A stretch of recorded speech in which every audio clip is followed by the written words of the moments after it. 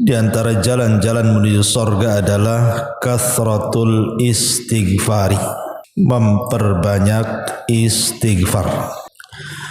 Ma'asyiral muslimat yang dimuliakan Allah Azza wa Jalla, apa sih istighfar itu? Kita sering mengucapkan kalimat astaghfirullahaladzim, astaghfirullahaladzim. Apa makna astaghfirullahaladzim itu? Karena orang yang paham maknanya dengan orang yang tidak paham maknanya itu beda rasanya. Ada orang yang terus mengucapkan astaghfirullahaladzim, astaghfirullahaladzim. Ketika ditanya maknanya, ia hanya sebatas meminta ampun kepada Allah Azza wa Jalla. Maka kita akan kupas makna daripada astaghfirullahaladzim ini apa, ataupun lafad-lafad istighfar ini. Ma'asyiral muslimat yang dimuliakan Allah Azza wa Jalla, istighfar atau mengucapkan kalimat astaghfirullah itu memiliki dua makna. Karena istighfar itu kan diambil dari kata-kata mighfar. Mighfar itu kalau dalam dunia peperangan, di zaman Nabi SAW biasanya orang yang berperang itu selain menggunakan pakaian baju besi, maka kepalanya akan ditutup dengan helm besi. Dalam bahasa Arab helm besi itu artinya al-mighfar. Untuk apa fungsinya? Fungsinya tentu untuk melindungi kepala kan gitu Bu. Supaya kalau seandainya terkena senjata tidak langsung kena kepala, tapi kena penutup kepalanya dulu. Atau bahasa sekarang pakai helm lah gitu. Artinya ketika istighfar itu diambil dari kata-kata al-mighfar, berarti di sini ada dua makna ketika kita mengucapkan astaghfirullahaladzim itu. Pertama, meminta kepada Allah Subhanahu wa taala agar aib-aib kita itu ditutup sehingga manusia tidak tahu dosa yang kita lakukan. Ini yang pertama. Jadi kalau ibu mengucapkan astaghfirullah, itu artinya ibu meminta kepada Allah Subhanahu wa taala agar Allah menutup aib-aib kita, menutup dosa-dosa kita. Cukuplah Allah dengan kita yang tahu. Manusia tidak perlu tahu. Karena kalau seandainya aib kita terbongkar di hadapan manusia, itu membahayakan sekali. Betapa banyak orang-orang yang dulunya dimuliakan, belakangan dihinakan setelah tahu aibnya. Betapa banyak orang-orang yang dulu dielu-elukan, dipuja dan dipuji manusia, tiba-tiba kemudian dicaci dan dimaki manusia karena ketahuan aibnya. Betapa banyak dulunya orang-orang yang dihormati, dimuliakan, akhirnya direndahkan. Kenapa? Karena dibuka aibnya. Maka orang yang dibuka aib itu menjadikan orang terhina, menjadikan orang rendah. Makanya kita meminta kepada Allah Subhanahu wa taala, karena dampak dibuka aib itu sangat-sangat merendahkan. Maka dengan memperbanyak astaghfirullahalazim, artinya kita meminta kepada Allah agar Allah menutup aib-aib kita di hadapan manusia. Karena demi Allah Bu, saya, ibu atau siapapun, sampai hari ini masih dimuliakan orang, masih dipandang orang, terkadang masih dipuja-puji orang. Itu karena aib kita masih ditutup saja. Kalau seandainya aib kita dibuka dan dibongkar oleh Allah Subhanahu wa taala, boleh jadi tidak ada orang yang berkawan dengan kita, yang ada orang pula menghina-hina kita. Maka bersyukurlah kepada Allah Azza wa Jalla, aib kita masih ditutup. Lah supaya tetap dan terus ditutup, perbanyak istighfar. Perbanyak istighfar. Makanya Imam Ahmad ibn Hanbal rahimahullahu taala, ketika dia belanja ke pasar, dia banyak membeli barang-barang, datanglah murid-muridnya dari mana-mana, karena satu pasar itu murid dia semua. Akhirnya kemudian murid-murid Imam Ahmad ini meminta kepada sang imam untuk membawakan barang belanjaannya dan mengatakan, ya imam, sudahlah, kau pulang bawa badan saja, biar barang-barang ini kami yang bawa. Kata Imam Ahmad, tidak ada hak kalian membawa barang-barangku, katanya. Kalian menghormatiku itu karena kalian tidak tahu aibku saja, katanya. Kalau kalian tahu aibku, kata Imam Ahmad, saya yakin kalian tidak menghargai aku. Pasti kalian akan meletakkan tanah di atas kepalaku.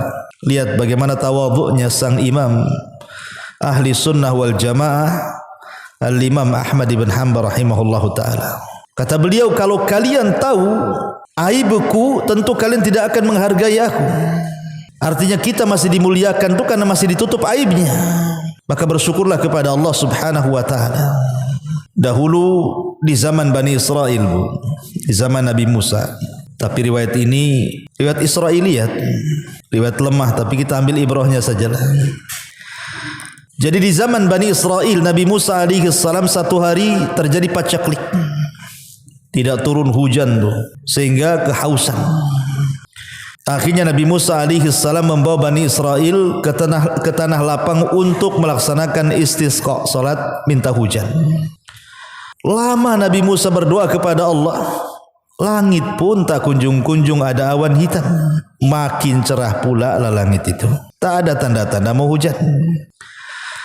Sehingga Nabi Musa alaihi salam yang merupakan kalimur rahman, Nabi yang sering berdialog dengan Allah Azza wa Jal, berusaha berdialog dengan Allah dan mengatakan, Ya Rabb, kenapa kami semua sudah meminta kepadamu hujan, tapi kok tak kabul-kabulkan doa kami? Maka Allah subhanahu wa ta'ala mengatakan kepada Nabi Musa, Ya Musa, inna fikum rajulun asallaha arba'ina sanatan. Yang menghalangi aku tidak memberikan hujan kepada kalian itu karena di tengah-tengah kalian ada seorang laki-laki yang bermaksiat kepada Allah subhanahu wa ta'ala 40 tahun. Kalau engkau mau keluarkan laki-laki itu dari tanah lapang itu, maka aku akan turunkan hujan. Maka Musa mengatakan, siapa ya Rabb, siapa namanya, akan kupanggil.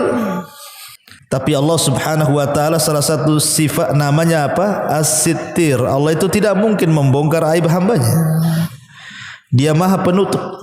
Maka Allah mengatakan, ya Musa, tidak mungkinlah ku sebutkan orang itu, cukuplah kau berteriak saja. Siapa di antara kalian yang bermaksiat 40 tahun keluar dari lapangan. Akhirnya kemudian Musa pun mulai mengatakan ucapan seperti itu. Man minkum rajulun asallaha arba'ina sanatan fakhruj. Siapapun di antara kalian yang melakukan maksiat 40 hari, tolong keluar dari tanah lapang ini. Semua manusia yang hadir di situ Bani Israel saling meliriklah satu dengan yang lainnya. Kira-kira siapa nih? Ya enggak ada yang mau ngaku lah di hadapan orang ramai kan gitu. Tapi rupanya dari sekian ribu Bani Israel itu adalah satu anak muda menundukkan pandangannya ke bawah sambil menutup wajahnya. Kemudian dia merasa dan mengatakan, Ya Rabb, apakah setelah 40 tahun aku bermaksiat kepadamu, kau tutup aibku selama 40 tahun itu? Tiba-tiba hari ini kau bongkar aibku sehingga semua orang tahu tentang aibku. Malunya aku di hadapan manusia, ya Rabb. Inni tubtu ilaika, aku bertobat ya Rabb. Selepas ini aku tidak mungkin lagi bermaksiat. Ketika laki-laki ini bertobat, tiba-tiba langit gelap. Tiba-tiba kemudian hujan. Nabi Musa makin heran lah. Katanya kalau seandainya ingin dihujani, laki-laki itu harus keluar dari tanah lapang. Kok tidak ada yang keluar, tiba-tiba hujan pula. Maka Musa mengatakan, Ya Rabb, bukankah orang yang kau maksudkan itu belum keluar dari tanah lapang ini? Kenapa kau berikan hujan kepada kami? Maka Allah mengatakan, Ya Musa, orang itu sudah bertobat dan ku terima tobatnya. Artinya sudah tidak ada penghalang aku menghujani kalian. Maka Musa makin penasaran dan mengatakan, Ya Rabb, tunjukkan orang itu. Siapa dia? Maka Allah mengatakan, Ya Musa, 40 tahun aku sembunyikan aib dia. Kalau aku beritahu namanya, berarti aku membongkar aibnya. Cukuplah kau tahu bahwa dia sudah bertobat kepada Allah Azza wa Jalla. Memang kisah ini kisah Israiliyat, dilemahkan para ulama, tapi ibrahnya lihat, ya, bahwa Allah subhanahu wa ta'ala menutupi aib orang ini selama 40 tahun. Orang tidak tahu. Dan ini rahmat dari Allah, kasih sayang Allah kepada kita, menutup aib-aib kita.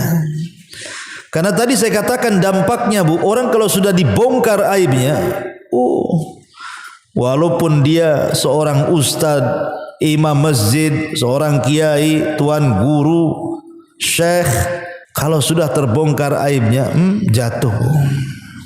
jatuh di mata manusia. Allah bisa saja membongkar aib siapapun. Awalnya berpuluh-puluh tahun dihormati, dengan satu kali saja Allah membuka aibnya, langsung manusia menghina dia. Lah dengan memperbanyak istighfar itu, yang pertama maknanya artinya ketika kita katakan astaghfirullahaladzim itu, yang pertama maknanya kita sedang meminta kepada Allah agar Allah menutup aib kita di hadapan manusia. Ini yang pertama. Yang kedua, mana istighfar, ucapan astaghfirullahaladzim itu maknanya Bu, artinya kita meminta kepada Allah agar kelak pada hari kiamat, dosa-dosa yang kita lakukan di dunia itu tidak dibalas oleh Allah, alias diampuni. Jadi kita meminta kepada dengan kalimat astaghfirullahaladzim, seolah-olah dosa-dosa yang kita lakukan, karena manusia tidak mungkin lepas dari dosa Bu. Setiap hari kita melakukan dosa.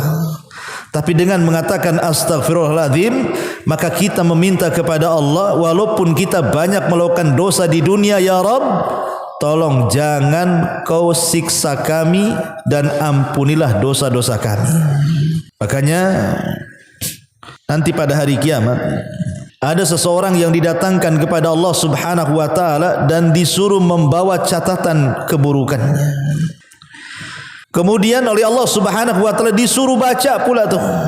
Kemudian Allah Subhanahu wa taala bertanya kepada laki-laki ini, "Ata'rifu dzamba kadza?" Apakah engkau tahu dosamu? Iya ya Rabb. Bukankah kau sudah melakukan dosa ini dan itu? Maka dia mengatakan, iya wahai Rabb. Bukankah engkau sudah melakukan dosa ini dan itu? Maka dia mengatakan, iya wahai Rabb. Terus setiap ditanya dia mengaku, setiap ditanya dia mengaku. Maka Allah Subhanahu wa taala mengatakan, al-an, sekarang wahai fulan, satartuka fid dunya wa ghafartu lakal yaum.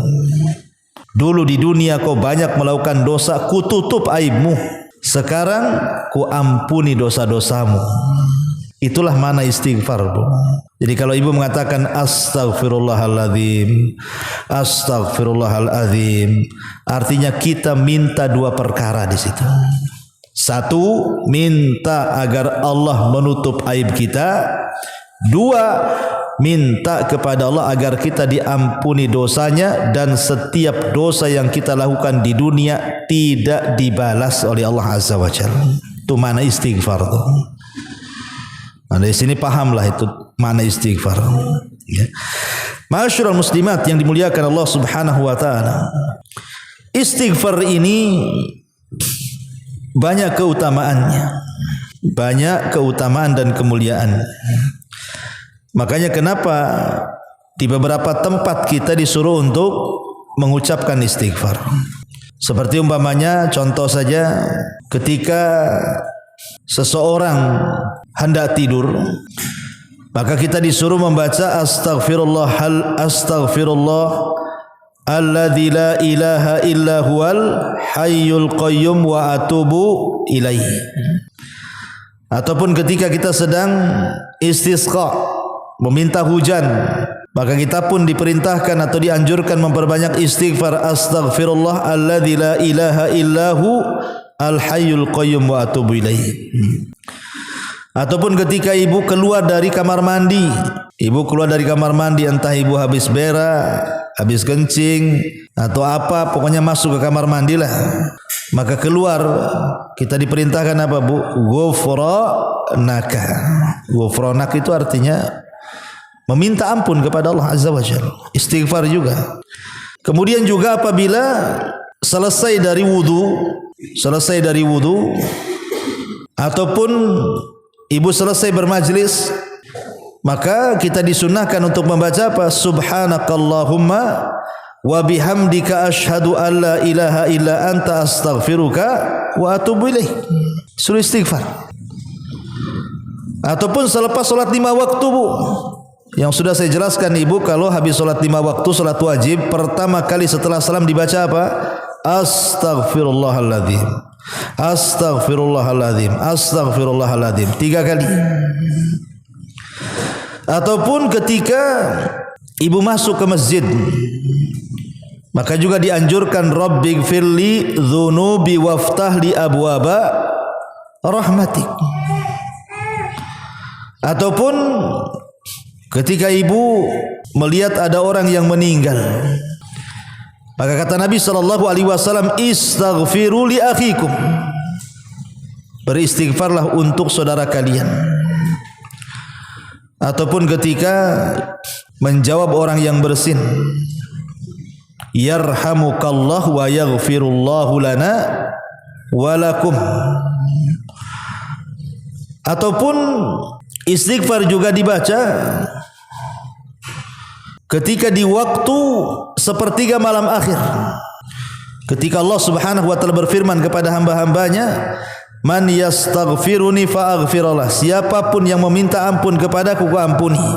Maka kita dianjurkan memperbanyak istighfar di sepertiga malam akhir. Dan banyak lagi tempat-tempat yang diperintahkan kita untuk mengucapkan istighfar. Kenapa demikian luar biasanya sampai dianjurkan di beberapa tempat untuk memperbanyak istighfar itu? Karena faedah istighfar itu banyak. Pertama, al-qurbu minallah. Orang yang banyak beristighfar itu biasanya lebih dekat dengan Allah Azza wa Jalla.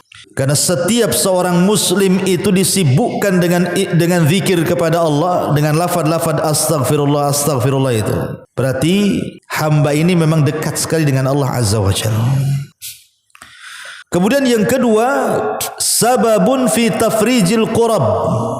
Sebab di mana kesulitan-kesulitan kita itu akan mudah diuraikan. Bisa menghilangkan sesaknya dada, bisa menghilangkan gundah gulana, bisa menghilangkan kesetresan hidupnya. Orang yang banyak istighfar itu, Bu, tenang hidupnya. Asal ibu yakin, betul-betul yakin. Jangan asal bicara saja, asal terlontar, tapi dihayati makna istighfar tadi. Makanya dahulu di zaman tabi'in, ada orang-orang datang kepada Hasan Al-Basri rahimahullahu ta'ala, kemudian mengadukan soal kesulitan hidup mereka. Yang satu mengatakan, ya Imam, aku sudah lama nikah loh, kok tak kunjung-kunjung pula dikasih momongan. Yang satunya mengatakan, ya Imam, sawah kami sudah retak-retak, tak kunjung pula datang hujan. Yang satu mengatakan, ya Imam, aku sudah berusaha bekerja ke sana kemari, tapi tak kunjung pula diberikan kekayaan. Maka Imam Hasan Al-Basri hanya memberikan jawaban dengan satu jawaban untuk 3 soalan. Apa kata Imam Hasan Al-Basri? Istaghfiru rabbakum, perbanyak istighfar kalian kepada Rabb kalian. Jadi orang-orang mengatakan, ya Imam, yang satu pengen punya momongan, kenapa disuruh banyak istighfar? Yang satu pengen hujan, kenapa disuruh banyak istighfar? Yang satu pengen kekayaan, kenapa kau suruh istighfar? Apa tidak ada lagi jawabannya? Maka akhirnya Hasan Al-Basri mengatakan, celaka kalian. Bukankah Allah Subhanahu wa taala yang mengatakan, faqultu astaghfiru rabbakum innahu kana ghaffara yursilis samaa 'alaikum midrara wa yumdidkum bi amwalin wa banin wa yaj'al lakum jannati wa yaj'al lakum anhara. Bukankah Allah mengatakan faqultu astaghfiru rabbakum, perbanyaklah istighfar kepada Rabb kalian, karena Dia adalah Ghaffara, zat yang Maha Pengampun. Yursilis samaa 'alaikum midrara, kalau kalian banyak istighfar Allah akan hujani kalian. Artinya dengan banyak istighfar itu penyebab turun hujan. Yursilis samaa 'alaikum midrara wa yumdidkum bi amwalin, dan dengan istighfar itu Allah luaskan harta kalian. wa yumdidkum bi amwalin wa banin, dan Allah akan berikan banyak keturunan kepada kalian. Ini Allah yang mengatakan. Kalau kalian banyak istighfar akan diturunkan hujan, akan diperbanyak kekayaan, akan diperbanyak turunan. Makanya saya katakan istaghfiru rabbakum, perbanyak istighfar oleh kalian. Karena istighfar itu faedahnya adalah menghilangkan kurang, kepenatan, kesulitan, kesetresan dan begitu seterusnya. Kemudian yang ketiga, istighfar itu sababun fi dukhulil jannah. Sebab di mana orang itu mudah masuk ke dalam surga. Jadi istighfar ini mudah sekali. Dengan istighfar ini kita dimasukkan ke dalam surga. Karena yang menghalangi orang masuk surga itu kan dosa, Bu. Karena dosa itu penyebab orang masuk neraka. Dan lawan daripada melakukan dosa itulah istighfar. Jadi kita melawan lawannya. Lawan dosa istighfar. Kalau orang berbuat dosa melakukan kemaksiatan, ketika kemudian dia istighfar meminta kepada Allah agar diampuni dosa-dosa maksiatnya, makanya kemudian istighfar itu penyebab mudah orang masuk surga. Kemudian yang keempat, sababun fi daf'il bala. Sebab di mana musibah-musibah itu bisa tercegah dengan memperbanyak istighfar. Karena Allah Subhanahu wa taala ketika bicara soal keamanan, wa ma kana Allahu liyu'adzibahum wa anta fihim wa ma kana Allahu mu'adzibahum wa hum yastaghfirun. Kata Allah Subhanahu wa taala, tidak mungkin Allah mengadab sebuah kaum kalau engkau wahai Muhammad hidup di tengah-tengah mereka, dan tidak mungkin Allah mengadab sebuah kaum kalau kaum itu terus memperbanyak istighfar. Dalam ayat ini ada dua keamanan. Orang kalau ingin aman hidup di tengah-tengah Nabi sallallahu alaihi wasallam. Masalahnya Nabi sudah meninggal. Berarti tinggal ada satu keamanan lagi. Apa itu? Memperbanyak istighfar. Wa ma kana Allahu mu'adzibahum wa hum yastaghfirun, dan Allah tidak mungkin mengadab sebuah kaum sampai mereka banyak melakukan istighfar. Kemudian yang kelima, yu'addul istighfar naw'an min anwa'il ibadati allati yataqarrabu bihal abdu ila Allah. Jadi istighfar itu dikategorikan jenis-jenis ibadah yang dengan itu kita mudah berhubungan dengan Allah Subhanahu wa taala. Kemudian juga yang nomor 6, inzalul amtar wal arzak in anil ibad. Dengan memperbanyak istighfar itu menyebabkan turunnya hujan dan turunnya rizki yang banyak kepada kita. Dan juga salah satu manfaatnya adalah Allah berikan kesehatan dan kekuatan badan. Terkadang Bu, kita ini menjadi sehat dan kuat itu terkadang menyandarkan pula kepada sebab. Beli vitamin banyak-banyak, konsumsi vitamin banyak-banyak, beli obat banyak-banyak, telan, ya kan? Kebanyakan kita begitu kalau ingin sehat seperti itu, atau olahraga gitu ya. Dia lupa bahwa ada perkara yang lebih hebat dibandingkan minum pil, makan vitamin, ya. Apa itu? Istighfar. Istighfar ini bisa menambah kekuatan dan kesehatan badan, karena Allah yang mengatakan wa yazidkum quwwatan ila quwwatikum. Ketika Nabi Saleh berdakwah ketika Nabi Hud alaihi salam berdakwah kepada kaumnya, Nabi Hud mengatakan apa? Ya qaumi istaghfiru rabbakum. Hei kaumku, perbanyak oleh kalian istighfar. Kemudian kata Nabi Hud, manfaatnya apa? Wa yazidkum quwwatan, karena sebab istighfar itulah akan menambah kekuatan kalian. Jadi kalau ingin sehat, perbanyak aja istighfar.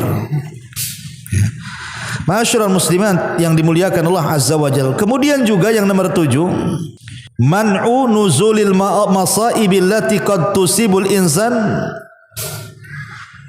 Bisa mencegah turunnya musibah-musibah, entah tsunami, entah banjir, entah gempa, entah apalah pokoknya. Maka dengan banyak istighfar itu bisa mencegah musibah-musibah seperti itu. Kemudian yang nomor 8, sababun fis syifa, sebab kesembuhan. Jadi istighfar itu bisa jadi obat. Kemudian yang nomor 9, istihqaq wa nailu rahmatillahi azza wa jal fid dunya. Maka dia akan mendapatkan banyak kasih sayang Allah Subhanahu wa taala di dunia wal akhirati, dan akhirat, sebagaimana Allah mengatakan ya qaumi lima tasta'jiluna bis sayyiati qabla al hasanati laula tastaghfirunallah. Di sini syahidnya, kalau kalian beristighfar kepada Allah, la'allakum turhamun, tentu kalian akan mendapatkan rahmat Allah Subhanahu wa taala. Kemudian yang nomor 10, sababun fi takfiris al-katsiri minal akhta. Sebab orang itu mendapatkan ampunan yang banyak. Jadi kesalahan-kesalahannya akan dihapus oleh Allah Azza wa Jalla. Dan tentu yang paling besar adalah sababun fi najati minan nar yaumal qiyamah. Sebab terbesar kita terselamatkan dari api neraka pada hari kiamat. Taib masyarul muslimat yang dimuliakan Allah Subhanahu wa taala. Inilah manfaat, dan banyak sebenarnya manfaat istighfar ini sebagian kecil saja. Adapun lafaz-lafaz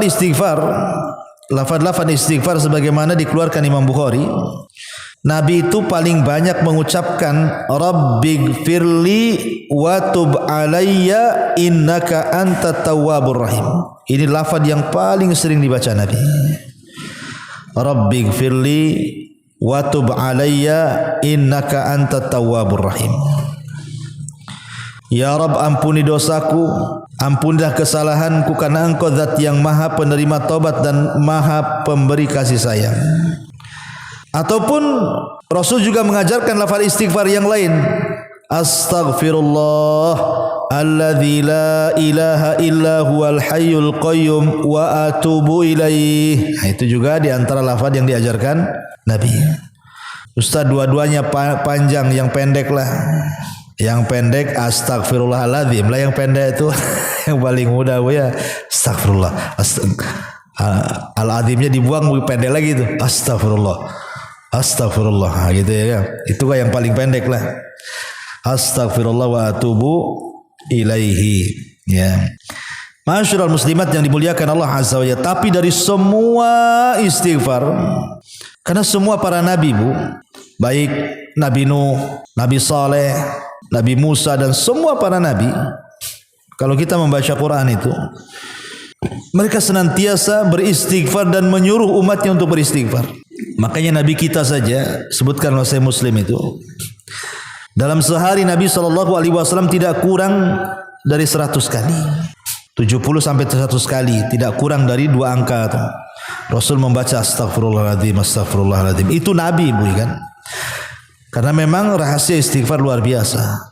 Tapi dari semua, sekali saya katakan, dari semua lafaz-lafaz istighfar yang diajarkan kepada kita, Bu, maka ada satu lafaz yang merupakan rajanya istighfar. Rajanya istighfar. Apa itu? Sayyidul istighfar. Allahumma anta rabbi la ilaha illa anta khalaqtani wa ana abduka wa ana ala ahdika wa wa'dika mastata' a'udzu bika min syarri ma sana' abu'u laka bi ni'matika alayya abu'u bi dzambi faghfirli fa innahu la yaghfiru dzunuba illa anta. Siapapun yang membacanya di pagi hari, kemudian Allah takdirkan dia meninggal sampai sore hari, maka dijamin masuk surga. Kalau dia baca di sore hari, Allah takdirkan dia meninggal sampai pagi, maka dipastikan masuk surga. Ini sayyidul istighfar. Ya Allah, Engkau adalah Tuhanku. Tidak ada sesembahan yang berhak kecuali Engkau. Engkau yang menciptakan aku, sedangkan aku adalah hamba-Mu, dan aku di atas ikatan janji-Mu, dan akan menjalankan dengan semampuku. Aku berlindung kepadamu dari segala kejahatan yang telah aku perbuat. Aku mengakuimu atas nikmat-nikmatmu terhadap diriku, dan aku mengakui dosa-dosaku kepadamu. Maka ampunilah aku, sesungguhnya tiada yang mengampun segala dosa kecuali Engkau ya Rabb. Luar biasa isinya sayyidul istighfar. Makanya kenapa kemudian keutamaannya luar biasa. Ma'asyiral muslimat yang dimuliakan Allah Subhanahu wa taala.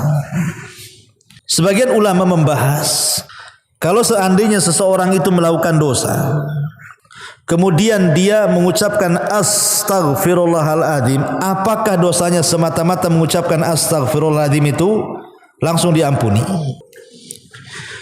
Maka ulama mengatakan tidak langsung diampuni, Bu, sampai dia betul-betul meninggalkan dosanya. Sebab kalau seandainya dia melakukan dosa, kemudian dia istighfar, kemudian melakukan dosa yang sama, kemudian istighfar, dan begitu terus, ini namanya talaub. Main-main namanya. Main-main dengan taubat namanya. Jadi istighfar yang seperti ini tidak ada manfaatnya. Makanya ulama mengatakan al-istighfaru ma'al israr taubatul kadzdzabin. Beristighfar tapi dia pun melakukan terus dosa yang sama, itu taubatnya para pendusta, Bu. Itu taubatnya para pendusta. Makanya sebagian para ulama seperti yang dikatakan oleh Al-Hafidh Ibnu Hajar rahimahullahu taala, ya. Beliau mengatakan ketika Allah Subhanahu wa taala mengatakan walam yusirru ala ma fa'alu, ay isyaratun ila anna min syarti qabulil istighfari an yaqla al mustaghfir anidz dzambi wa illa fal istighfaru bil lisani ma'at talabbusi bidz dzambi kat talaubi. Kata Al-Hafidz Ibnu Hajar rahimahullahu taala, walam yusirru ala ma fa'alu, ketika Allah mengatakan dan mereka tidak terus-terusan melakukan dosa, kata Al-Hafidz Ibnu Hajar, di sini ada isyarat bahwa diterimanya istighfar seseorang itu ketika selesai melakukan dosa kemudian dia istighfar adalah harus melepaskan dosa-dosanya, berhenti dari dosa. Kalau tidak, percuma saja. Ibu sambil gibah, astagfirullah, gibah terus. Jadi lisan ibu astagfirullah tapi diselingi dengan gibah, Bu. Oh ya tahu nggak si anu, astagfirullahaladzim. Iya tahu. Kenapa itu? Astagfirullahaladzim. Tapi terus diselang-seling, Bu, gibah istighfar, gibah istighfar. Ibu lagi ngapain, Bu? Nyelang-nyeling istighfar dengan gibah tuh. Itu namanya talaub, main-main. Ya. Jadi kalau istighfar itu artinya berhenti dari dosa, ya sudah berhenti. Kalau nanti suatu hari kemudian terjerumus karena nafsu kita, istighfar lagi. Ya. Pamannya ada seseorang pegang botol minum khamar gitu, bukan? Satu teguk, astagfirullahaladzim. Neguk lagi, astagfirullah. Ngapain itu kok? Orang neguk khamar kok diselingi dengan istighfar pula. Jadi istighfar seperti ini namanya taubatul kadzdzabin namanya. Taubatnya para pendusta. Ya. Atau disebut talaub, kata Al-Hafidz Ibnu Hajar itu. Jadi istighfar saja tidak cukup. Maksudnya ucapan astagfirullah saja tidak cukup menghapuskan dosa-dosa orang yang melakukan dosa sampai betul-betul dia taubatan nasuha. Karena istighfar itu kan iklan saja, memberitahu bahwa saya akan bertobat. Kalau betul-betul bertobat itulah disebut taubatan nasuha. Menjauh dari dosa, berazam tidak melakukannya, menyesal dan begitu seterusnya dari syarat-syarat tobat itu kan, Bu, ya. Tetapi secara zatnya istighfar itu manfaat, Bu. Karena kan istighfar tidak mesti ibu melakukan dosa kan. Istighfar kan bisa dijadikan zikir. Bisa dijadikan zikir ketika ibu banyak ada masalah, astagfirullah. Enggak ada masalah pun astagfirullah. Bisa jadi zikir dan itu manfaatnya besar. Salah satunya apa? Dari segi makna istighfar saja kita sudah bisa rasakan manfaatnya. Pertama, aib kita ditutup. Yang kedua, dosa-dosa kita tidak akan diazab. Luar biasa dari segi maknanya saja istighfar itu. Wallahu a'lam. Ini di antara jalan menuju surga adalah kathratu al istighfar, memperbanyak istighfar.